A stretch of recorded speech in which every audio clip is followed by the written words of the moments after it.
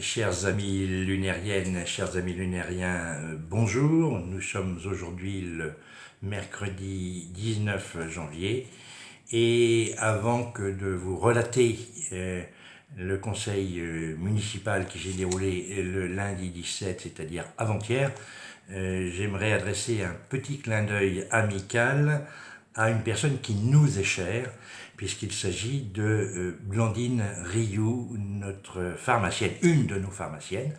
Hein. Blandine Rioux, elle exerce à Saint-Lunaire depuis 36 ans. Et cette belle aventure eh bien, va se terminer. À un moment, il faut bien que les retraites se prennent. Blandine Rioux donc va nous quitter, et si sa sœur Catherine Delahaye reste là, eh bien, il y aura un nouvel associé qui s'appelle Monsieur Maxime Forjoux, qui nous vient de la rive droite, puisqu'il est de la côte entre Saint-Malo et Saint-Coulon. Que vous dire, si ce n'est que on venait de loin, des communes voisines à la pharmacie de Saint-Lunaire, tout simplement parce que il y a les compétences, il y a la sympathie, il y a le conseil, il y avait toute une ambiance qui j'espère va perdurer, j'en suis sûr d'ailleurs. Mais voilà, c'est le moment d'avoir une pensée, hein, de dire un grand merci à Blandine et à Catherine. Alors évidemment, on avait prévu de faire une manifestation comme on sait les faire à Saint-Lunaire avec beaucoup de monde, etc. etc. Ce n'est pas possible vu le contexte sanitaire, mais on a quand même voulu inviter la presse, on a voulu inviter les conseillers municipaux, on a voulu inviter les professions libérales, et donc on va se retrouver le 26 janvier dans la salle du conseil municipal pour rendre un bel hommage à quelqu'un que j'admire beaucoup, à ces deux d'ailleurs pharmaciennes que j'admire beaucoup, tout simplement parce que s'il y a cette belle ambiance autour du monde de la santé, eh bien elles en sont largement responsables, et je pense qu'on peut les remercier. Voilà, merci à vous, bonne retraite, quand elle va venir bien sûr, puisqu'il reste quelques jours de travail ou quelques années pour Catherine. Alors, le conseil municipal important, puisqu'on a dû traiter deux dossiers, alors entre autres, mais deux dossiers qui comptent. Le premier, c'est le dossier de la paillote, c'est-à-dire réunir les conditions pour ouvrir ce bar de plage qui sert vraiment, qui rend des services à tous les lunériens et à tous nos visiteurs. Et puis, sur le plus long terme, la menace que représente l'évolution du trait de côte, la montée des océans, et les services de l'État nous avaient demandé de délibérer. On vous précisera dans quelles conditions on avait délibéré. Alors bien sûr, une réunion de conseil municipal, ça passe d'abord par l'élection d'un secrétaire de séance, cela a été fait. Ça passe par l'approbation du procès-verbal de la réunion précédente, cela a été fait sans problème. Et puis, il nous a fallu redélibérer, notamment sur la manière dont on allait réélire les membres de la commission de délégation de service public, c'est comme ça que ça s'appelle. Quand on délègue quelque chose qui devrait être fait par la commune, eh bien c'est une délégation de service public. On a réélu des membres. Il s'agit, alors, en titulaire, il fallait 3 personnes autour du maire, donc ce sont Madame Sophie Guyon, Madame Françoise Rioux et Madame Emmanuelle Duguin qui ont été élues.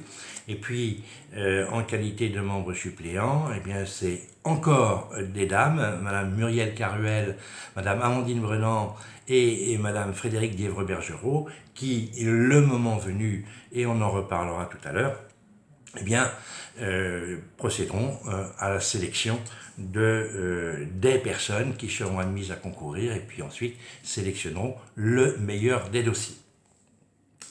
Le point suivant, eh bien, c'était la délibération qui justement permet de lancer cette DSP. Vous savez que les précédents gérants de la paillote ont décidé de cesser leur activité. Ils nous ont avertis dans les temps, et le temps est éminemment court pour pouvoir ouvrir au 1er juin. Alors, Évidemment, il y a un autre problème, c'est que cette délégation se fait pour un an seulement. Pourquoi? Eh bien tout simplement parce que la commune de Saint-Lunaire est concessionnaire de la Grande Plage, mais l'était pour 12 ans, et donc il ne reste plus qu'un an à courir. Et on ne peut pas sous-déléguer une activité plus longtemps que l'on est nous-mêmes délégataires ou concessionnaires. Donc, on n'a pas le choix, ou on n'avait pas le choix, il faut faire une délégation de service public pour un an pour l'année 2022 et il faudra en refaire une pour 6 ans ou 2 fois 6 ans à partir de 2023. Ça fait beaucoup d'administratifs, mais c'est comme ça. Alors, je sais qu'il y a des candidats qui me regardent et je sais qu'il y a des candidats qui sont à l'affût. Deux choses qu'il faut retenir, entre autres. La première, c'est que l'offre et le projet sera amené soit sur la plage, soit sur la digue de la Grande Plage, soit sur la digue de la Grande Plage et sur la plage. Tout simplement parce que il va être compliqué de monter la paillote cette année et on laisse le choix, le libre arbitre aux candidats de proposer une solution un peu hybride où la restauration se ferait sur la digue et le service sur la plage, parce que ce qui est intéressant, c'est de manger les pieds dans l'eau et les pieds dans le sable. La deuxième chose, on a déjà reçu des dossiers, ils ne sont pas valables. Tout simplement parce que pour candidater, il faut passer par Mégalis. Alors Mégalis, c'est une plateforme qui est à la disposition des uns et des autres. C'est une plateforme qui est mise en place par la région Bretagne et les candidatures doivent être, comme on dit, dématérialisées. Donc, vous pouvez toujours envoyer une candidature papier, mais elle n'aura aucune valeur si elle n'est pas doublée d'une candidature donc dématérialisée. On ne fait pas ça pour embêter les candidats, mais pour respecter la loi, et toute candidature qui ne serait pas dématérialisée ne peut être reçue. Alors maintenant, je vais vous donner le timing, et c'est un peu compliqué, tout simplement parce que l'avis d'appel public à concurrence va être mis incessamment aujourd'hui, demain ou après-demain sur justement le site Mégalis. Il sera également publié sur le site internet de la commune, il sera également publié dans le Bref, et je pense que notre ami Vincent Bouche se permettra aussi de le publier sur Facebook. Donc tous les canaux d'information vont être activés avant le 26 janvier, qui est la date limite pour mettre le dossier en ligne. Les candidats auront jusqu'au 2 mars 16h pour faire acte de candidature. Il ne s'agit pas, à cette date, de déposer un dossier. Il s'agit, comme on dit, d'être candidat à la candidature. Et si je dis 16h pour le 2 mars, c'est tout simplement parce qu'à 18h, semaine de mars, la réunion de la commission de DSP se fera pour voir quels sont les candidats que l'on peut retenir, pour envoyer une offre, puisque donc c'est dans un deuxième temps, je vous l'ai déjà dit, que l'on peut envoyer une offre. Cette offre, eh bien, elle sera envoyée, si vous êtes retenu, si les candidats, bien sûr, sont retenus, elle sera envoyée pour le 30 mars à 16h, et je dis bien à 16h, parce que le 30 mars à 18h, il y aura à nouveau une réunion de la commission, tout simplement pour ouvrir les offres.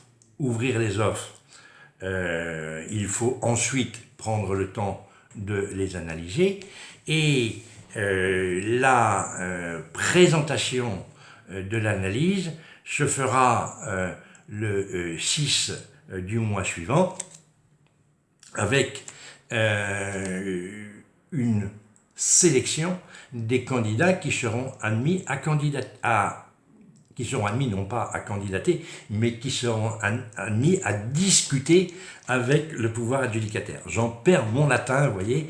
Il y aura une deuxième étape, et la troisième étape, c'est la négociation dont je vous parlais, la négociation qui se fera à partir du 7. Le 16 mai il y aura un conseil qui attribuera cette fameuse DSP. Et puis le 1er juin, eh bien, ce sera, on l'espère, le début d'exploitation. Alors, ça peut paraître compliqué. On est face à des textes qui sont extrêmement rigoureux, extrêmement précis. Et si on ne suivait pas ce timing, eh bien, on pourrait avoir des recours au tribunal administratif. Pour faire simple, vous avez à retenir que dans un premier temps, il vous faut présenter vos références pour candidater avant le 2 mars 16h et après la suite, eh bien, nous vous guiderons et puis bien sûr tous les éléments se retrouvent facilement sur internet. 6e point qui a été traité, c'est une avance au budget de la Petite Fossette. Je rappelle que la Petite Fossette, c'est un lotissement communal pour les jeunes ménages. Eh bien, il faut commencer à acheter des terrains.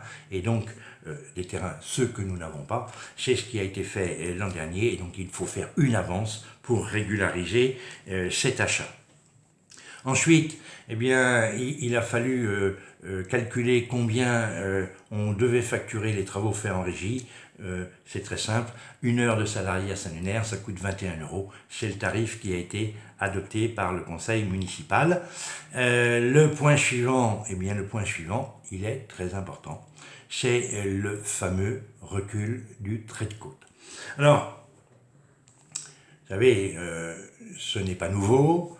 On nous dit que le niveau des océans va monter et les experts du GIEC se sont mis à peu près d'accord pour dire dans l'immédiat, ça va augmenter de 4 mm par an. Alors, je l'ai dit dans mon éditorial du Bref, on pourrait dire après nous le déluge. 4 mm par an, ça fait 4 cm en 10 ans et ça fait 40 cm en 100 ans. On a le temps de voir.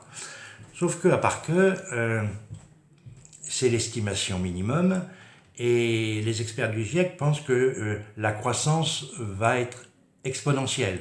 C'est-à-dire qu'aujourd'hui, on est à 4 mm, mais rien ne prouve que demain, on ne sera pas à 1 cm et qu'après-demain, on ne sera pas à 3 ou 4 cm. Et à ce moment-là, effectivement, on peut craindre les effets du réchauffement climatique. Alors, le législateur, nos députés, ont voté une loi au mois de juillet et elle a été promulguée le 22 août dernier. Alors, elle dit d'abord que l'on doit dessiner le trait de côte futur, ce qui est assez compliqué.